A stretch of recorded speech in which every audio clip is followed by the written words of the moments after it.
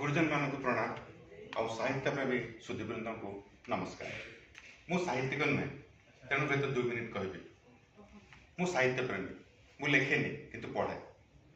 अमावास्यार चंद्र भाई कालजयी उपन्यास बोध पढ़ी 1984-85 मसीह से बुझीपारी किंतु एमती उपन्यास जहाँ प्रति थर पढ़ले किसी नुआ अर्थ बाहर पुणी थे गत 35 वर्ष धरी ओडिशा बाहर रोली सब ओडिया भाषा प्रति ओडिया साहित्य प्रति आग्रह थिला किंतु जो ओडिशा बाहर रहा कौन सी बही पाइबा एत सहज नुहे। जितेबाला लॉकडाउन आरंभ है कोरोना कोविड समय से भाविली मो भाई एमती अनेक ओडिया प्रवासी ओडिया अच्छा जो मैंने कि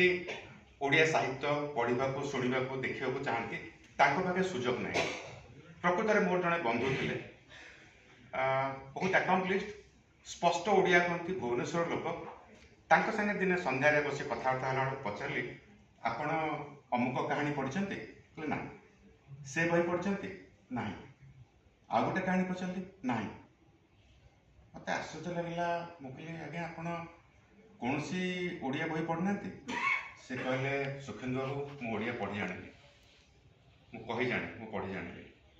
तापर एमती अनेक मोर ओडिया बंधु जो बम्बे रोली अनेक बंधु स्वामी स्त्री दिजन ओडिया किंतु पिला माने ओडिया भाषा कहती टिके बुझती किंतु कहती जो कौन कहानी कहले से इंटरेस्ट नहीं शुणती किंतु पाखे कौन सुजोग ना सेमती कहानी पढ़ा शुणा से भाविली जिते मोर इच्छा हो पाऊनी से अनेक लोक इच्छा हो गोटे कहानी उपन्यास पढ़ाई पाऊना से स्थिर कली गोटे ऑडियो बुक चैनल आरंभ करी 12 जुलाई 2020 मसीह यूट्यूब रे कथाकार ऑडियो बुक्स गोटे चैनल आरंभ कली। से इच्छा थिला मोर सबुठ प्रिय हूँ क्षुद्र गल्प उपन्यास अनेक पढ़ी किंतु आज लोक जी अटेंशन स्पैन क्या घंटाए शुणे से बोर कर तेणु 10 मिनिट 15 मिनिट 20 मिनिट जब लोक धैर्य था धैर्य न था तेणु मुझे स्थिर कली ओडिया साहित्यर जो कालजयी लेखा अच्छी स्पेशली क्षुद्र गल्प गोपीनाथ महांती कालीचरण पाणिग्राही कान्हू महांती सुरेंद्र महांती एमती अनेक लेखा से ही लेखक मान जो मान लेखा आज हे तो डिजिटल वर्ल्ड रे पाइबा कष्ट जोटा कि ओडिशा बाहर कौन जगह बही दोकान खोजिले मिलबनी किंतु ताकू जदि आम डिजिटल फॉर्मेट रखा ताले आज लोक आज 50 वर्ष 100 वर्ष पर जड़े खोजिले हुए तो पाइपर से स्थिर कली मोर सांगसाथी मानक पचारि जे जब किए साहाଯ୍य करेंगे मत करने 6 मास काल समझते बहुत बढ़िया कि धराछुआ देले जो किए धराछुआ देले भाविले ओके ताले मुझे ही करी स्थिर कली 100 सप्ताह 100 क्षुद्र गल्प ऑडियो बुक माध्यम पब्लिश करी कथाकार ऑडियो बुक्स यहाँ नॉट फॉर प्रॉफिट तेणु लाभर कौन प्रश्न ही ना करू करू से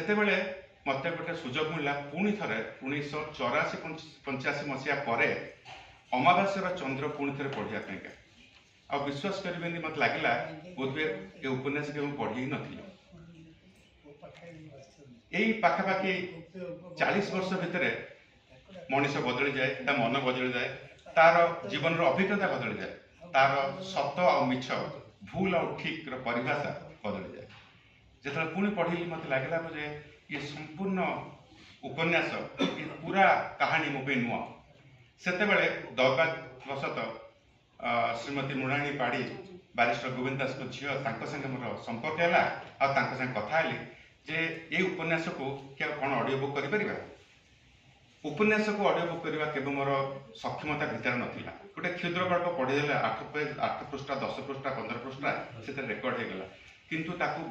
भांगी भांगी करने 7टी भागरे अमावास्या चंद्र श्रीमती मृणाली पाड़ी